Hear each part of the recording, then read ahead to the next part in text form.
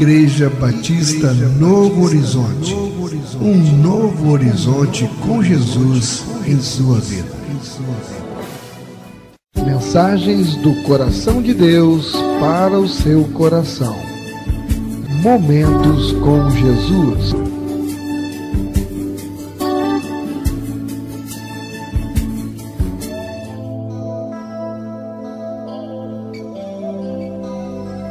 Porque a palavra de Deus é viva e eficaz, e mais cortante do que qualquer espada de dois gumes, e penetra até o ponto de dividir alma e espírito, juntas e medulas, e é apta para discernir os pensamentos e propósitos do coração.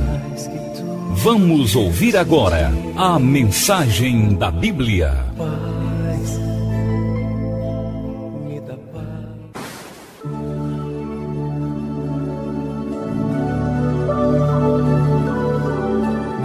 Vamos à mensagem da Bíblia? Até aqui nos ajudou o Senhor. Vamos abrir as nossas Bíblias no livro de 1 Samuel, capítulo 7, no versículo 12. 1 Samuel, capítulo 7, verso 12. 1 Samuel, capítulo 7, versículo 12. Assim nos diz na santa e gloriosa palavra do Senhor em 1 Samuel, capítulo 7, versículo 12. Tomou então Samuel uma pedra e a pôs entre Mispa e Sem, e lhe chamou Ebenezer, e disse: até aqui nos ajudou o Senhor. Louvado seja o nome do Senhor. Oremos. Senhor nosso Deus, nosso Pai, Pai amado, Pai querido, nós te somos gratos por este momento que aqui estamos reunidos em Teu nome, juntamente com a Tua igreja e diante da Tua palavra, Senhor. Venha, Paizinho, em nome de Jesus, colocar as palavras do Teu coração na minha boca e que eu seja perdoado, Senhor, dos meus pecados, podendo ser assim, Senhor, um vaso puro na Tua presença, a ser usado para a edificação do Teu povo, Senhor. Que sejamos não só ouvintes da Tua palavra, mas que possamos ser praticantes. Venha, Senhor, nos edificar, em nome de Jesus. Amém. Até aqui nos ajudou o Senhor. Bem, nós estamos vivendo aqui um momento também muito especial na vida de Israel. Israel, aqui neste momento em que Samuel pega esta pedra e chama ela Ebenezer, que Ebenezer quer dizer até aqui nos ajudou o Senhor, é a frase que ele diz. Israel havia acabado de ter uma vitória sobre os seus tradicionais inimigos, os filisteus. Para quem não sabe, os filisteus, eles habitavam, hoje é conhecido como faixa de Gaza. Quem tem assistido os noticiários sabe que os filisteus até hoje estão dando trabalho para o povo de Israel. Aquela guerra lá contra Gaza é os filisteus lá, que estão ainda brigando com Israel. Mas aqui neste momento que nós vamos estudar hoje na palavra, Israel tinha conseguido vencer uma batalha contra eles.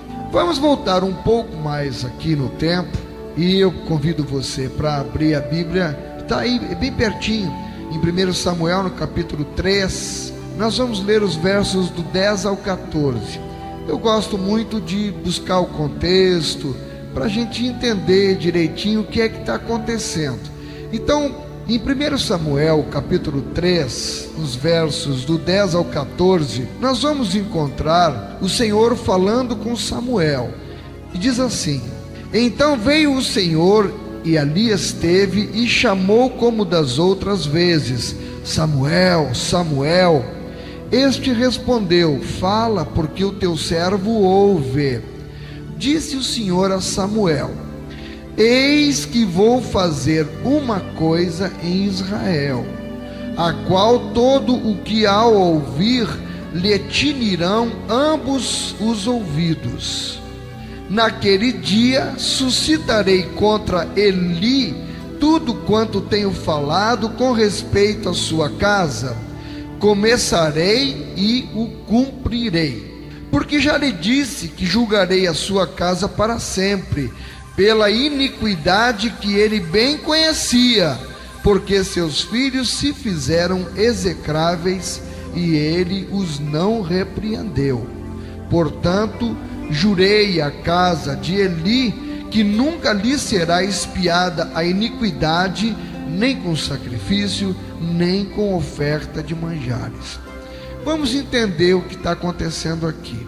Aqui nós vemos já o jovem Samuel trabalhando no templo em Siló, onde sua mãe Ana o havia deixado desde pequeno.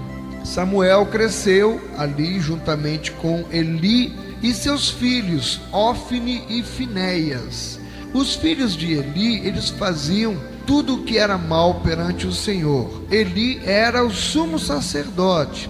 E como o homem representante de Deus aqui, ele deveria ter sido também um pai exemplar. E ele fechava os olhos para toda a ruindade que seus filhos faziam.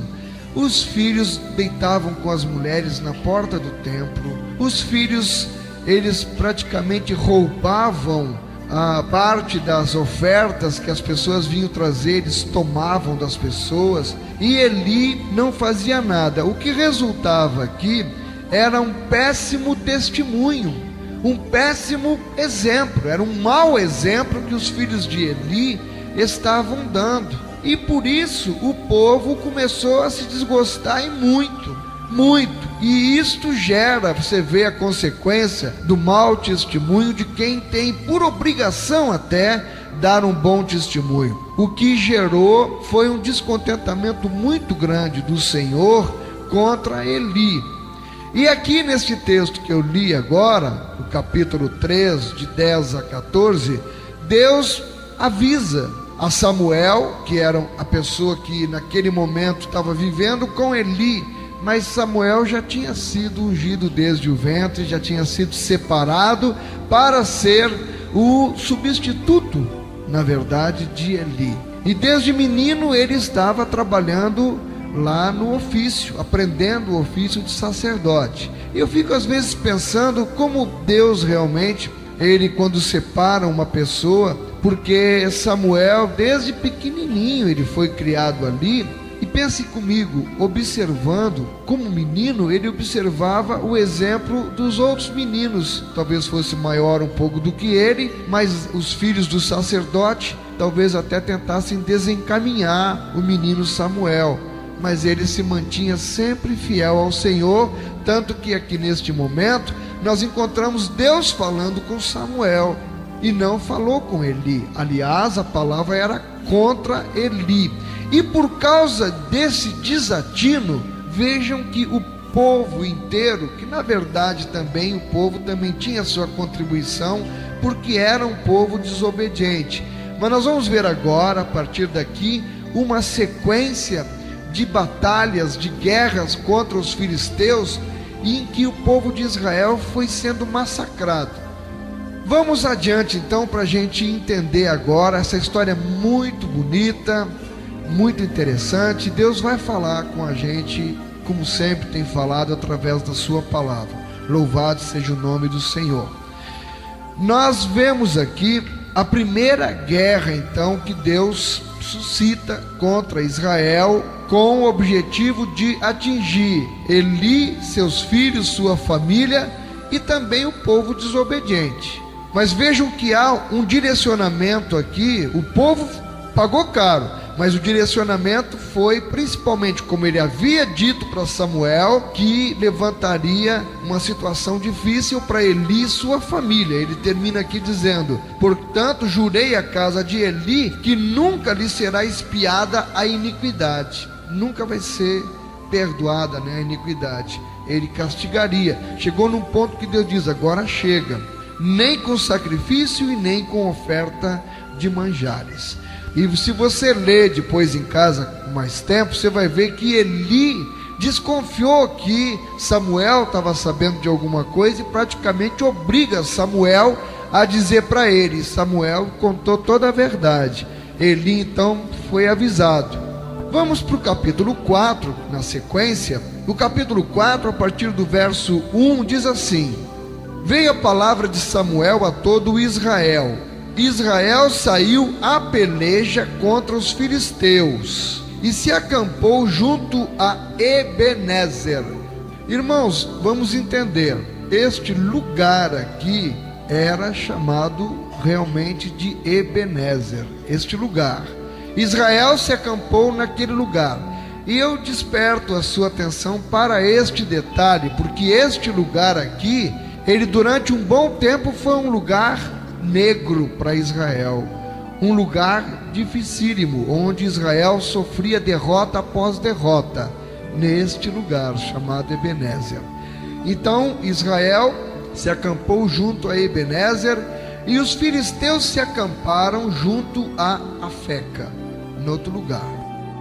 Dispuseram-se os filisteus em ordem de batalha para sair de encontro a Israel.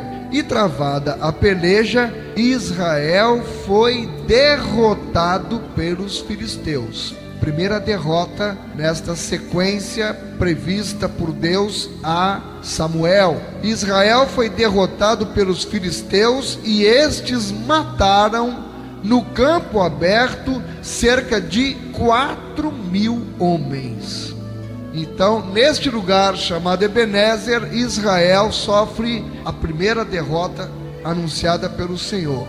E 4.000 homens morreram aqui. Vamos adiante. A segunda guerra está em 1 Samuel, capítulo 4, e no verso 10. Mais adiante um pouquinho. No verso 10, a segunda batalha. Então pelejaram os filisteus. Israel foi derrotado, então a segunda derrota, e cada um fugiu para a sua tenda. E a Bíblia diz: foi grande a derrota, pois foram mortos de Israel 30.000 homens de pé. 30.000 agora morreram na segunda. Na primeira, 4.000 homens. Na segunda, 30.000. E ouça muito bem o que mais aconteceu. Foi tomada a arca de Deus e mortos os 2 filhos de Eli, Ofni e Finéias. Lembra do que Deus havia anunciado para Eli, que não perdoaria a iniquidade da família dele? Então aqui nesta peleja, além dos 30.000 homens, morreram os 2 filhos de Eli, Ofni e Finéias. Mas a desgraça não parou aqui. Olha, foi tomada a arca de Deus. Vocês prestaram atenção nisso na leitura da palavra? Irmãos, eles tinham retirado a arca lá do templo e levaram a arca para o local de batalha, acreditando que levando a arca Deus estaria com eles. Mas os planos do Senhor não podem ser frustrados. Deus havia determinado que ia dar uma lição neles, e a arca estando lá, mas Deus permitiu a derrota. E os filisteus levaram a arca, carregaram a arca com eles. E na sequência, no versículo 12, olha o que acontece. Então correu um homem de Benjamim, saído das fileiras, e no mesmo dia chegou a Siló. Siló era onde estava o templo e onde estava Eli, o sacerdote. Trazia rasgadas as vestes e terra sobre a cabeça. Quando chegou, Eli estava assentado numa cadeira ao pé do caminho, olhando como quem espera, porque o seu coração estava tremendo pela arca de Deus. Ele estava preocupado porque tiraram a arca do templo, levaram para a batalha aquela arca, e ele, já velho, não pôde fazer nada, ficou lá e estava com o coração tremendo. Imagina só. E aí a notícia: depois de entrar o homem na cidade e dar as novas, toda a cidade prorrompeu em gritos. É fácil de imaginar, 30.000 homens foram mortos. Quantas famílias, quantas mães, quantas mulheres, quantas crianças perderam seus entes queridos naquela batalha. 30.000 mortos. E a arca que foi raptada pelos filisteus. Eli, ouvindo os gritos, perguntou: que alvoroço é esse? Então se apressou o homem e, vindo, deu as notícias a Eli. Era Eli da idade de 98 anos. Os seus olhos tinham cegado e já não podia ver. Disse o homem a Eli: eu sou o que saí das fileiras e delas fugi hoje mesmo. Perguntou-lhe Eli: o que sucedeu, meu filho? Então respondeu que trazia as novas, más novas na verdade, né? E disse: Israel fugiu de diante dos filisteus. Houve grande morticínio entre o povo e também os teus filhos. Ofne e Finéias foram mortos e a arca de Deus foi tomada. Imagine que notícia para um homem de 98 anos, sacerdote, que tinha sido alertado por Deus que viria o mal sobre ele por causa das suas atitudes, da sua omissão. 98 anos, morreu teus 2 filhos, morreram 30.000 pessoas e a arca foi roubada. Ao fazer ele menção da arca de Deus, caiu Eli da cadeira para trás junto ao portão e quebrou-se-lhe o pescoço e morreu, porque já era homem velho e pesado, e havia ele julgado a Israel 40 anos. Então, vamos contando aí: na primeira guerra, 4.000 mortos. Na segunda, 30.000. Os filhos do sacerdote, como consequência, também morreu o sacerdote e roubaram a arca de Deus. Mas desgraça pouca. O povo diz que é bobagem e a desgraça não parou aqui. Continuamos. Estando sua nora, no verso 19, a mulher de Finéias, grávida e próximo o parto, ouvindo estas novas de que a arca de Deus fora tomada, de que seu sogro e seu marido morreram, encurvou-se e deu à luz, porquanto as dores lhe sobrevieram. E preste atenção no verso 20, diz: ao expirar, ou seja, ela também morreu. Ela deu à luz, mas expirou, então ela morreu também. Disseram as mulheres que a assistiam: não temas, pois tiveste um filho. Ela, porém, não respondeu e nem fez caso disso. É claro, ela havia morrido. Antes ela havia dado o nome à criança, mas chamou o menino Icabô, dizendo: foi-se a glória de Israel. Isso ela disse porque a arca de Deus fora tomada e por causa de seu sogro e de seu marido. Falou mais: foi-se a glória de Israel, pois foi tomada a arca de Deus. O nome da criança Icabô significa isso: foi-se a glória de Deus. Muito bem, até aqui os irmãos estão acompanhando o desenrolar da história. Imaginem, queridos, como ficou o sentimento do povo de Israel diante dos filisteus. Eles levaram um revés de 4.000 mortos na primeira batalha, mais 30.000 na segunda. Os filhos do sacerdote morreram, o sacerdote morreu, a nora do sacerdote morreu, a arca de Deus foi tomada. Aí eles vão e conseguem a arca de volta. 20 anos depois, a terceira guerra, foi o capítulo que nós lemos, o capítulo 7. Nós vamos começar a ler o capítulo 7 a partir do versículo 7. Eles conseguem então a arca de volta. Nesse meio tempo aqui, eles conseguiram a arca de volta. E eu quero despertar a atenção dos irmãos para o que aconteceu. Conseguiram a arca, e aí Eli estava morto. Samuel assume o lugar de Eli como sacerdote. E o que é que Samuel começa então a fazer? Samuel começa a pregar àquele povo o arrependimento, para que aquele povo se voltasse ao Senhor. O texto é muito bonito, eu vou ler a partir do verso 2. 1 Samuel capítulo 7, verso 2. Vale a pena a gente ler aqui a palavra. 1 Samuel capítulo 7, a partir do verso 2. Sucedeu que desde aquele dia a arca ficou em Quiriate Jearim, e tantos dias se passaram que chegaram a 20 anos. Olha, 20 anos depois. Mas a lembrança daquelas batalhas ficaram na mente do povo israelita. 20 anos, e toda a casa de Israel dirigia lamentações ao Senhor. As pessoas começaram a buscar a Deus. Falou Samuel a toda a casa de Israel, dizendo: se é de todo o vosso coração que voltais ao Senhor, olha o que ele pede: tirai dentre vós os deuses estranhos e os astarotes, e preparai o coração ao Senhor, e servi a Ele só, e Ele vos livrará das mãos dos filisteus. Porque a ameaça continuava, os filisteus continuavam cantando vantagem durante todo esse tempo, e o povo de Israel tremia de medo diante deles. Os 2 últimos encontros tinham sido fatais para o povo de Israel.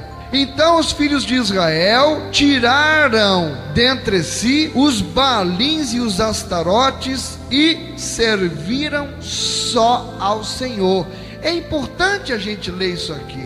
Houve uma mudança de atitude, houve uma mudança de comportamento, houve uma reação diferente do que havia então na época de Eli. Você veja que quando o sacerdote está consagrado e quando o povo em consagração junto com o sacerdote, aí encontra-se a comunhão, e é neste ambiente que Deus opera e realiza maravilhas.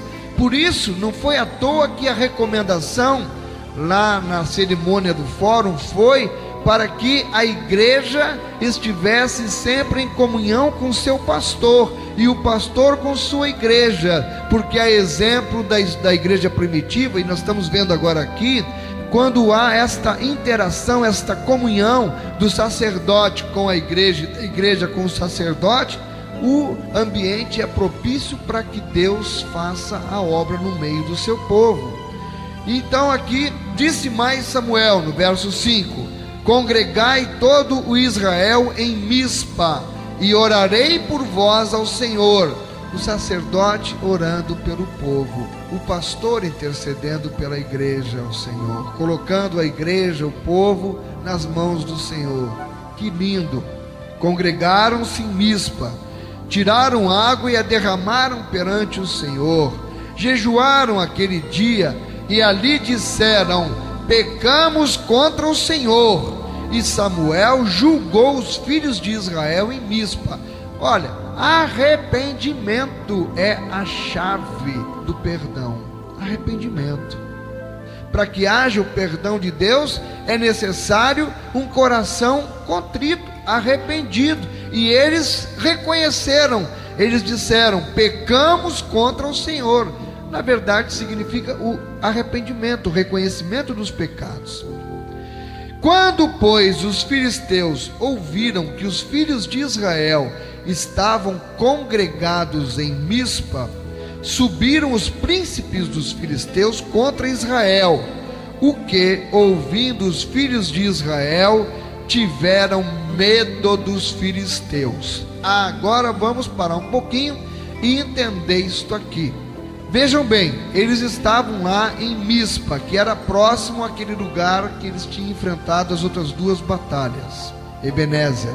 Os príncipes dos filisteus souberam que eles estavam congregados ali naquele local e disseram: pronto, eles querem guerra, vamos subir contra eles. Quando eles souberam então que os príncipes dos filisteus estavam subindo contra eles, a palavra diz que eles tiveram medo. Tiveram medo. Bem, é natural a gente compreender este medo. Eu venho trabalhando desde o começo da mensagem as 2 situações que eles enfrentaram. Na primeira guerra, eles perderam 4.000. Na segunda guerra, perderam 30.000. Morreu o sacerdote, levaram a arca, morreu a nora, morreu os filhos do sacerdote. Eles ficaram traumatizados, eles sentiram medo quando souberam, e vem aí o inimigo outra vez. Mas o que acontece aqui, os irmãos já estão percebendo, louvado seja o nome do Senhor, a situação agora era diferente. Antes eles estavam com a ira de Deus pesando sobre eles, por causa do comportamento que eles vinham tendo diante do Senhor. Mas agora, os 20 anos se passaram, e um novo sacerdote foi dado para eles, foi colocado ali, foi levantado pelo Senhor para aquele povo, e esse sacerdote apregoou o arrependimento, jejum, corações contritos, e o povo entendeu e obedeceu. Agora eles sentiram medo por causa das lembranças, mas o Senhor agora estava com eles para lhes dar vitória. Então nós vimos aqui o medo dos soldados israelenses diante dos filisteus, e entendemos muito bem que o motivo foi as lembranças das histórias anteriores. Hoje, talvez o inimigo esteja se levantando contra você, e você, quem sabe, está temeroso porque já foi derrotado outras vezes por este mesmo inimigo. Quem sabe este inimigo é um vício que você conseguiu deixar, mas ele judiou muito de você, lhe venceu uma, duas vezes, causou perdas enormes na sua vida. Mas eu quero lhe dizer que se hoje você permitiu que Deus entrasse na tua vida e que realmente você experimentou um novo nascimento, se você está experimentando o arrependimento, está buscando ao Senhor de todo o coração, na autoridade do Espírito Santo, fundamentado na palavra de Deus, eu quero lhe dizer que você não precisa ter medo do inimigo, porque o Senhor está contigo. Vamos ver na palavra o que Deus reservou para mim e para você. Finalmente Deus mudou a sorte de Israel. No verso 10 diz: enquanto Samuel oferecia o holocausto, chegaram os filisteus à peleja contra Israel. E eu desperto a sua atenção aqui. Mas trovejou o Senhor aquele dia com grande estampido sobre os filisteus, e os aterrou de tal modo que foram derrotados diante dos filhos de Israel. Irmão, Deus manda um barulho que aterrorizou os filisteus. Eles ficaram como que desmaiados e caíram na frente do povo de Israel, e a vitória foi tremenda sobre o inimigo. O nosso texto base, que nós lemos no começo, versículo 12, ele nos situa exatamente nesse momento da vida de Israel. Finalmente Israel derrotaram os filisteus que tanto os haviam prejudicado. Vejam que 20 anos se passou depois daquelas pelejas. E agora nós vemos Samuel, no versículo 12 diz: tomou então Samuel uma pedra e a pôs entre Mispa e Sem, e lhe chamou Ebenezer, e disse: até aqui nos ajudou o Senhor. Foi um marco daquela vitória. Irmãos, nós estamos aqui num cenário pós-guerra, quando ele levanta esta pedra aqui, e nós podemos ver que com Deus um cenário pós-guerra nem sempre é um cenário doloroso, um cenário triste, é um cenário desolador. Este cenário aqui era um cenário de alegria, de exultação, de vibração, de muita alegria. Vocês conseguem imaginar quem estava com medo, porque nas duas últimas guerras tinham sofrido grandes baixas, mas agora a vitória veio do Senhor. Um trovão aterrorizou os homens. Deus faz assim quando quer dar vitória para crente fiel. Ele move céu, move terra, move ar para dar vitória a crente fiel. Mandou um trovão que aterrorizou os filisteus. Agora os israelitas podiam se sentir felizes e livres do assédio do inimigo.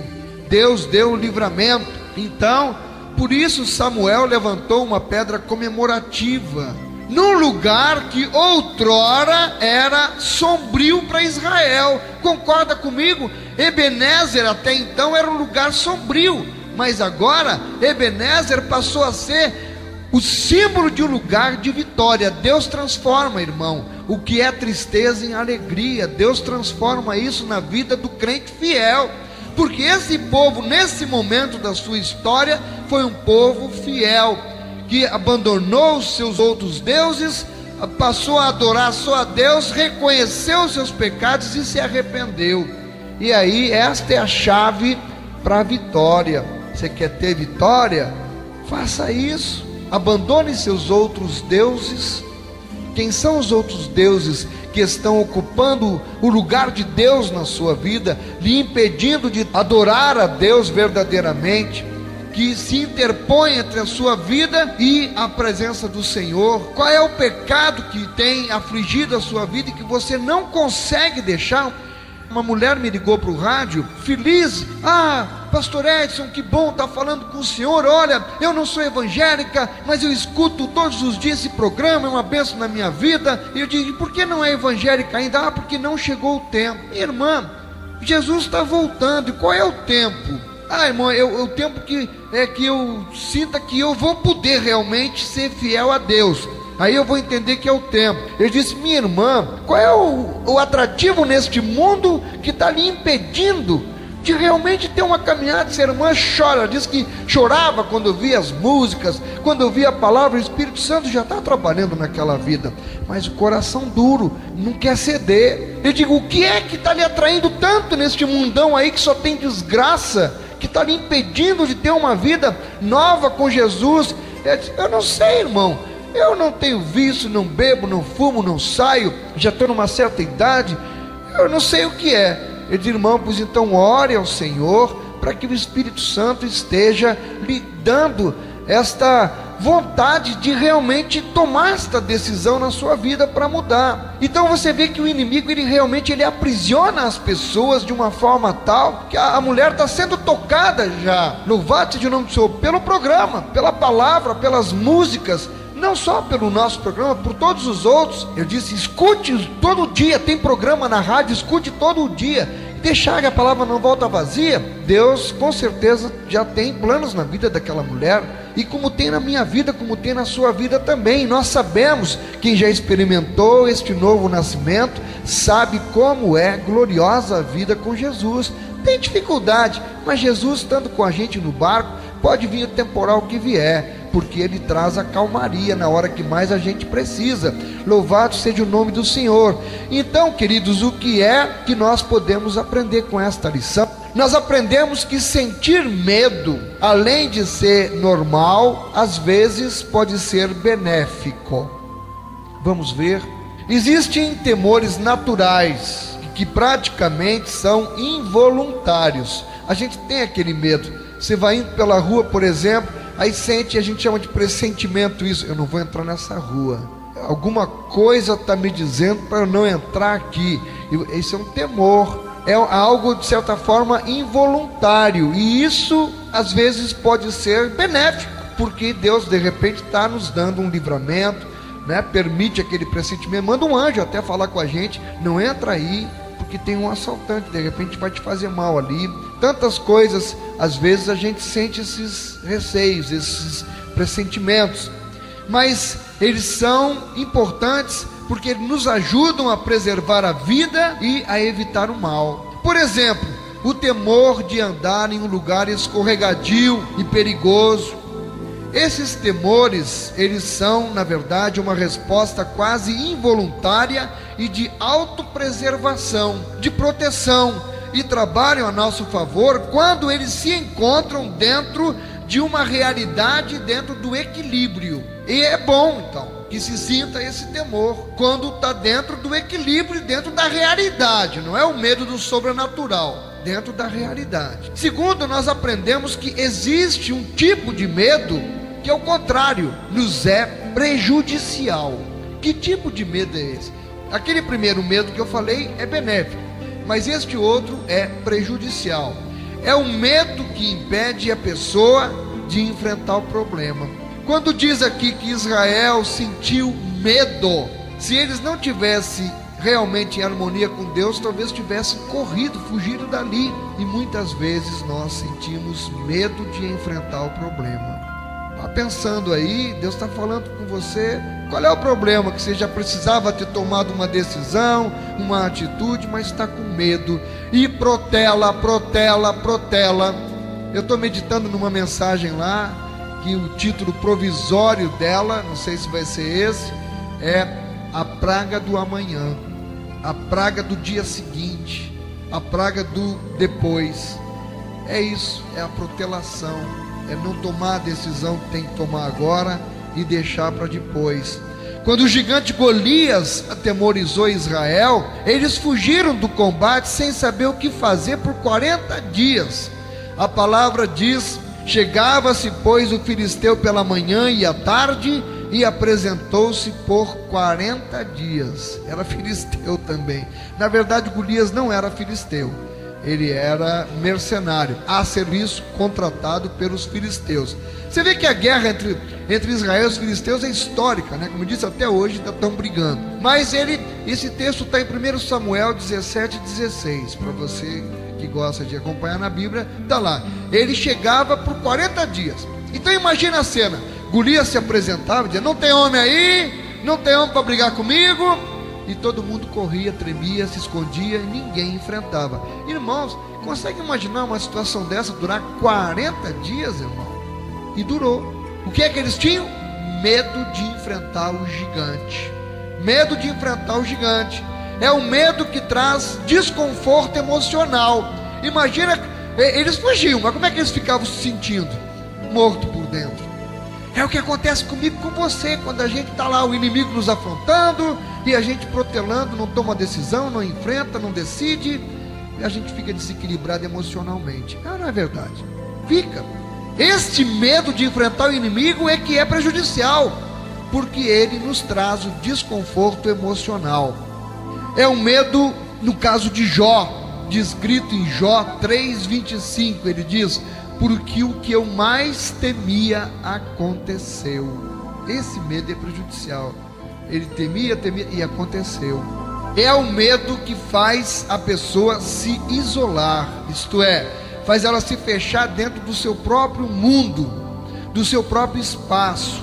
Vejam, por exemplo, como agiram os apóstolos de Jesus.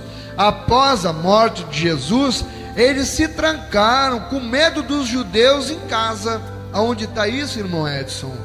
Em João 20:19 diz: ao cair da tarde daquele dia, o primeiro da semana, trancadas as portas da casa onde estavam os discípulos, com medo dos judeus, veio Jesus, pôs-se no meio e disse-lhes: paz seja convosco. Eles tudo lá trancado, com medo, as portas tudo trancadas. Eis que Jesus chega no meio deles, acredito que chega sorrindo e diz: paz seja convosco. Esse é o nosso Jesus. Na hora que a gente está lá trancado, louco de medo, mas é importante saber que Jesus, ele está ali com a gente.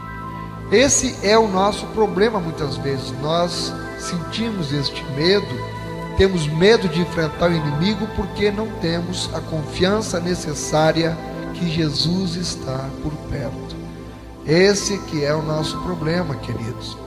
Bem, chegou a hora agora de confrontar a igreja. Eu quero lhe perguntar, você que está me ouvindo aí atentamente, com toda a paciência, você sente algum tipo de medo? E é medo do quê? Você tem medo, quem sabe, de enfrentar o gigante que tem te atormentado? Já te fizeram algum mal e você ficou se sentindo fraco, desamparado, sem mais forças para lutar, que nem o povo de Israel tinha sofrido tanto mal dos filisteus que estava com medo de enfrentar a batalha? Você tem se sentido assim? Em sua volta, será que só existem amargas recordações em meio a tantas derrotas que você já sofreu na sua vida? Mas se é esse o seu caso, não desanime, tenha coragem, tenha força, confie, saiba que assim como fez com Israel, Deus pode mudar a sua história também. Os judeus estavam num lugar de amargas recordações. Nós vimos isso. Eles estavam também diante de um inimigo fortalecido e todo convencido. Já ganhamos antes, vamos ganhar de novo, vamos vencer de novo. Mas o que o inimigo não sabia é que desta vez Deus estava com eles. Deus está com você. Deus está com você, meu irmão, minha irmã. Se você tem agido como Israel agiu aqui, Deus está com você. E agora é a hora da vitória, no mesmo lugar em que eles tinham sofrido derrotas.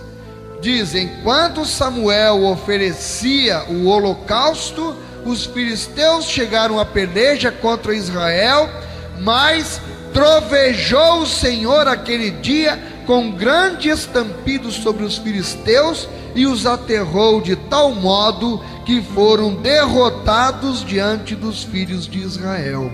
Irmãos, eu acho interessante, a arma que Deus usou aqui contra os filisteus foi um trovão.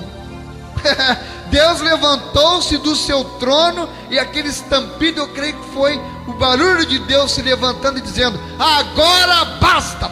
E aquele estampido aterrorizou aqueles homens todos, que eles, acho que devem ter ficado ali se tremendo todo de medo.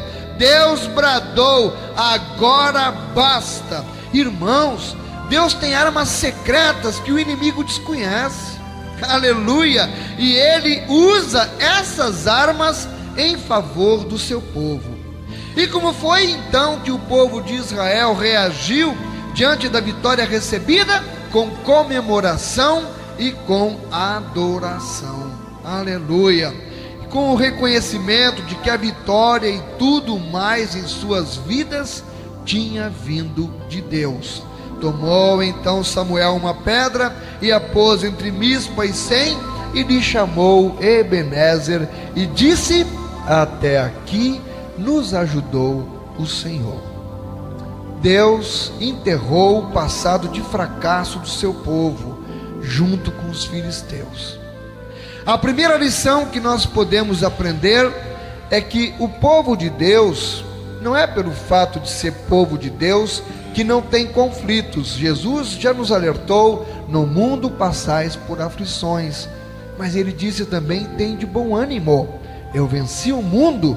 O fato de sermos filhos de Deus não nos torna e nem nos tornará nesta vida aqui isentos de problemas. Nós também temos inimigos. Quer saber qual é o nosso maior inimigo, na verdade? Abra sua Bíblia em Efésios capítulo 6 e no versículo 12.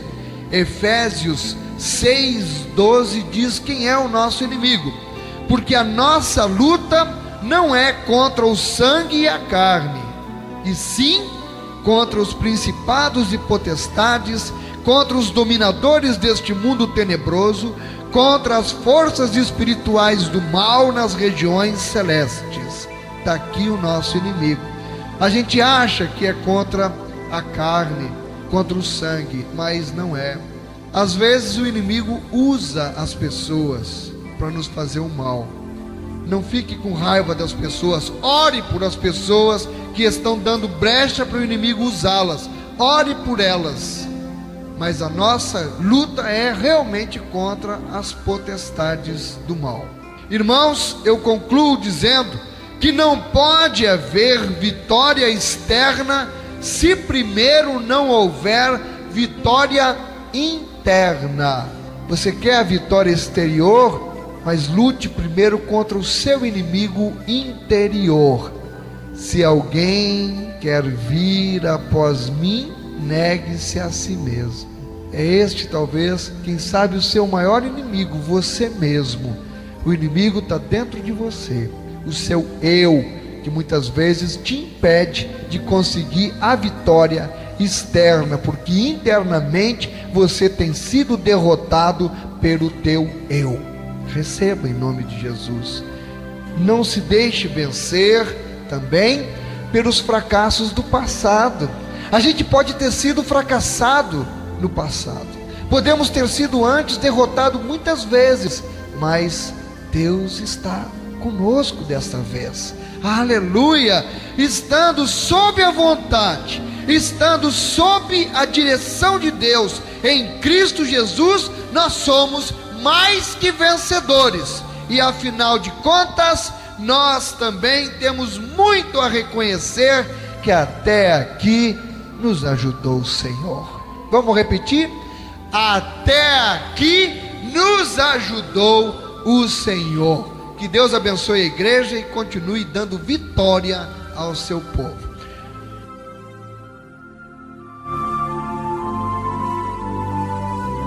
Igreja Batista Novo Horizonte. Um novo horizonte com Jesus em sua vida.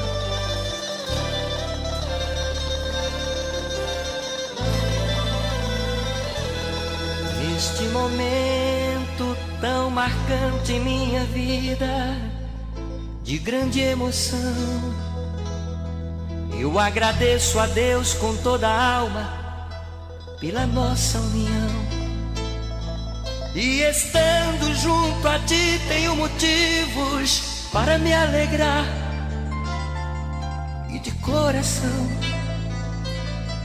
posso assim cantar: até aqui nos ajudou o Senhor, e jamais vai nos desamparar. Até aqui nos ajudou o Senhor, meu bom pastor. Unidos no amor de Deus, vamos prosseguir. Lado a lado os problemas iremos resistir, até que a morte nos separe. Eu sei que vou te amar, e enquanto aqui vivermos, vamos a Deus louvar. Até aqui nos ajudou o Senhor, e jamais vai nos desamparar. Até aqui nos ajudou o Senhor, meu bom pastor.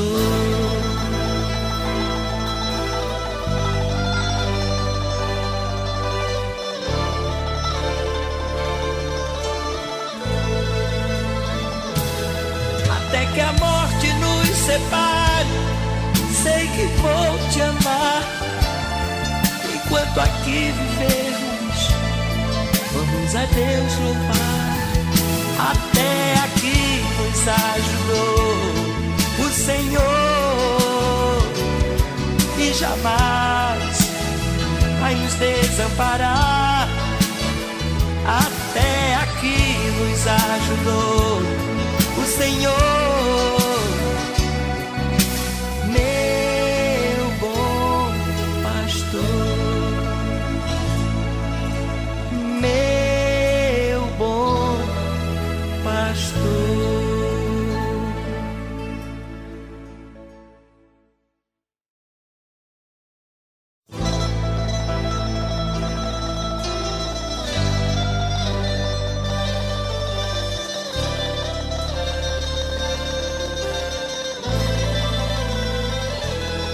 Neste momento tão marcante em minha vida, de grande emoção, eu agradeço a Deus com toda a alma pela nossa união. E estando junto a ti tenho motivos para me alegrar, e de coração posso assim cantar: até aqui nos ajudou o Senhor, e jamais vai nos desamparar. Até aqui nos ajudou o Senhor, meu bom pastor. Unidos no o amor de Deus, vamos prosseguir. Lado a lado os problemas iremos resistir, até que a morte nos separe. Eu sei que vou te amar, e enquanto aqui vivermos, vamos a Deus louvar. Até aqui nos ajudou o Senhor, e jamais vai nos desamparar. Até aqui nos ajudou o Senhor, meu bom pastor.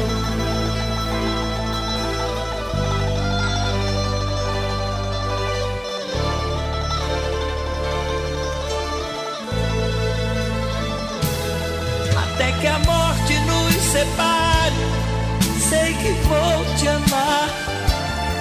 Enquanto aqui vivermos, vamos a Deus louvar. Até aqui nos ajudou o Senhor, e jamais vai nos desamparar. Até aqui nos ajudou o Senhor, meu bom pastor. Programa Momentos com Jesus. Meu bom pastor.